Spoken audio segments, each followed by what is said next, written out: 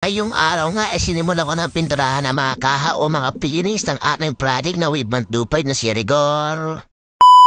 Sup guys, ngayong araw nga dumating na FedEx na hinihintay ko. Eto na lang kasi yung kulang para sabay-sabay ko na mapinturahan yung mga kaha. Siyempre bago yan in-unbox para ma-check ko muna. Kung kayo wala bang damage itong nabili kong kaha. Eto nga pala pinadala ng sender kulay pula. At buti nilang nagkamay ng item guys, ito talaga yung order ko. Ang hirap kasi humanap niyan guys, buuan kasi kung bibili ka. Kaya umorder na lang ako sa online. Kaya ang na-kompleto ko na yung mga kaha guys, ito nintay para pinturahan ko na. Dahil nga bago lahat halos sa mga kaha guys, at kananggal ako muna ng balot isa-isa. Kung mapapansin nyo guys, iba-iba na kulay yung mga nabili ko. Ayan lang kasi yung mga available. Kung mapapansin nyo guys, kahit yung mga kulay rin niya, yung makahalo yun ng kulay, kaya kailangan ng pinturahan. Tapos yung mga ibang pairing naman ng batino guys, may mga sticker na itatanggal ako na ng sticker, tapos pipinturahan ko na lang din. Di na nga ako tagal, inuna ko ng liyahin yung mga bagong kaha. Mas madali kasing liyahin yun guys, halos kagas-kasal lang naman. Ibibinturahan ko nga pa rin guys na mas matibay at mas makapal na pintura. Kaya kailangan din palang liyahin na mabuti guys, para syempre kung kapit yung pinturahan na lagay natin guys. Ito na nga pala itsura guys, natuyo yung mga kaha. Kung mapapansin nyo nga, nawala na yung mga kintab niyan guys, tangirap na lang talaga. Mas maganda yan guys, para mas kumapit yung pintura. Ito naman tayo sa ibang part ng kaha. Ito nga pala yung matitulong part ng kaha na natira. Okay naman at matido pa, kaya i-repaint ko na lang din. Pinag-iwahiwalay ko muna nga pala guys, para mas madali kong matanggal ng sticker. Tingin ko dito ko mahirapan guys sa pagkatanggal ng mga sticker na to. Kaya gumamit ako ng heat gun dyan guys, para lumambot yung sticker. Sigurado mapapasubo ko dito guys, kasi stock na sticker to. Hindi ito tulad na mga normal lang na sticker na madali lang tanggalin. Susubukan nyo matanggal ito, ay sigurado kailangan nyo ng tiyaga at isang matinding konsentrasyon dito para matanggal ito. Inabot na nga tayo ng gabi guys, talagang napasubo nga ako, pero tinuloy ko pa rin para bukas maglilihan na lang ako. Inabot na nga ako sa batabanggal lang ng sticker guys, buti na natapos ko kahit paano. Bukas sa umaga ay lilihain na natin to.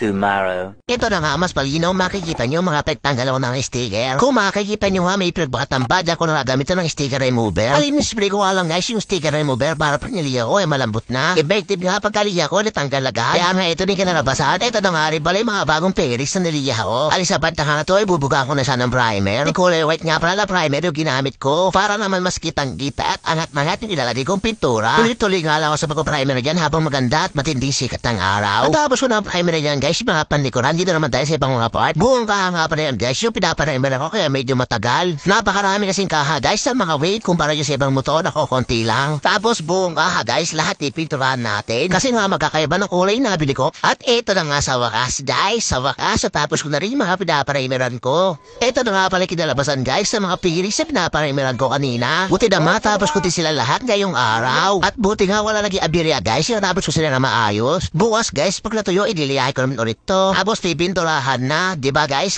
ulit, nakakamurit. Kaya nga kailangan masipag at may dedikasyon ka dito sa ginagawa mo guys, kasi paulit na proseso yung gagawin mo. At minsan nga di may iwasan ay may uulitin na trabaho. Kaya notice na dapat ulitin, kaso dapat kailangan handa sa mga ganung senaryo. Tomorrow. So mapit nga kinabukasan guys, ay ready ko na nga ito mga kahanapin na primeran ko. Tulad nga sinabi ko guys, ililiyain ulit natin nga hanggang sa kuminis. Di naman kasi pinipinturahan niyan guys na sobrang gaspang pa. At dahil sa natapos na ako magliha guys, dito naman tayo sa pagpipintura. Balik kulay red panghari pala guys, ipipintura natin dito. Kulay red kasi talaga guys, yung kulay ng motor at kulay red talaga yung nakalagay sa rehistro. Balik kulay red din pala guys, nabili ko yung mga kahan na yan, yung iba. So nga lang guys, malayo yung pagkakulay red nila sa isa't isa. Tapos sobrang ninibis pa ng mga pintura. Kaya nga nirepaint ko na rin guys, para bagay, para iisa na rin pagkapula nila. Nabili ko kasi pula guys, kung mapapansin nyo yung magkaiba talaga yung pagkapula nila. Para sa akin naman guys, sa tingin ko, tinamang babagay pagkakaiba yung kulay. Pat na nga na yan guys, i-gloss na yung nilagay ko yung pampakintab. Kung mapapansin nyo guys, sumitingkat na nagbabago na itsura ng pintura. Ito na nga itsura guys, after ko maibog yung pinaka-gloss o yung top coat. Sa tingin ko naman okay to, mas bagay itong pagkapula na nabili ko. Sa tingin ko guys, mas matibay at mas tatagal to. Apakalibis kasi na mga pintura na mga kahan na nabili ko. Mukhang mauupot agad isang aldo ng piso. So guys, masasabi ko na matibay to. Matibay sa loob ng isang linggo. Yo! So yun guys, tapos na ako sa mga kulay red na pinipinturahan ko kanina. Yung mga itim guys, mamaya na lang bago ko ituloy yun. Dadali ko mo ito mga rim na ipapa-align sa tropa. Paano guys, samahan nyo ko para matapos na to. Mamaya na lang. Peace out. Bali, niready ko to nga pala itong mga gamit na dadalhin natin sa tropa natin nag-a-align. At nandito na nga tayo sa tropa natin guys. Mga gusto nga pala magpa-align yan guys. Dito rin siya na sa may tapat na mormon. Laban ng kainan Angelitos. Naibaba na nga namin yung mga gamit. Ito nga pala tropa natin mag-a-align siya na ito yung bahala. A few moments later. Pagka-uwi ko nga, nagpintura agad ako. Ito nga pala ibang pandakahan ay bablock ko. Shoutout nga pala sa pogi ko pare na napadalaw. Nakita nyo naman, laki ng ngiti. Nakita kasi ako nakakita ng pogi. Haha.